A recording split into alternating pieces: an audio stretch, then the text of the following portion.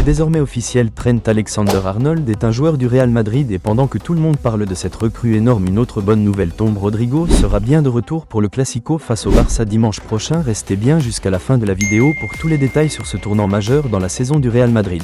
C'est désormais une réalité que plus personne ne peut ignorer, Trent Alexander-Arnold va porter le maillot du Real Madrid la saison prochaine, une bombe qui secoue le monde du football, mais surtout une nouvelle qui fait trembler l'Europe entière, car ce transfert c'est bien plus qu'un simple changement de club, c'est l'union d'un joueur d'exception avec l'institution la plus titrée de l'histoire du football et comme un symbole, c'est Arnold lui-même qui a confirmé la nouvelle, dans une interview qui fait déjà le tour de la planète. Je vais quitter Liverpool en fin de saison. Rejoindre le Real Madrid, c'est un rêve que je porte depuis que je suis tout petit. Je veux vivre quelque chose de nouveau, gagner dans un autre pays, dans un club aussi grand que le Real Madrid. Ces mots, simples mais puissants, résonnent déjà dans le cœur des supporters madrilènes comme une promesse de renouveau, de puissance et d'ambition. Après plus d'une décennie à Liverpool, après des titres en Première Ligue, une Ligue des Champions, des passes décisives par centaines et des prestations d'une régularité exceptionnelle, Alexander-Arnold sentait que l'heure était venue d'écrire un nouveau chapitre. Et quel chapitre? Car à Madrid, on ne vient pas pour participer, on vient pour dominer, on vient pour gagner et surtout, on vient pour marquer l'histoire. Florentino Pérez, fidèle à son instinct de visionnaire, a compris que la ligne défensive du Real Madrid devait être renforcée par de véritables talents d'envergure mondiale. Malgré les doutes, malgré les rumeurs, il réussit à arracher l'un des meilleurs latéraux droits du monde à Liverpool, un exploit. Un message, un signal fort envoyé à toutes les grandes équipes d'Europe. Le Real Madrid prépare quelque chose de grand, de très grand. Et c'est là que le rêve devient réalité pour les supporters madrilènes. Imaginez la saison prochaine.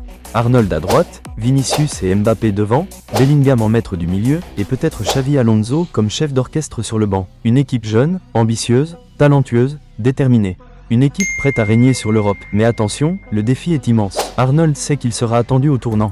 La pression à Madrid est plus forte qu'ailleurs. Chaque match est un test, chaque erreur peut coûter cher. Mais il n'a pas peur. Il vient avec l'envie de tout donner, de s'imposer, de devenir une légende dans un club où les plus grands ont laissé leur empreinte. Et ce n'est que le début. Car si ce transfert se confirme officiellement dans les jours à venir, il pourrait bien ouvrir la porte à d'autres signatures majeures. Le Real Madrid ne veut pas seulement construire une équipe pour la Liga. Il veut préparer la Coupe du Monde des clubs, dominer la Ligue des Champions, et marquer une nouvelle ère sous le sceau de l'excellence.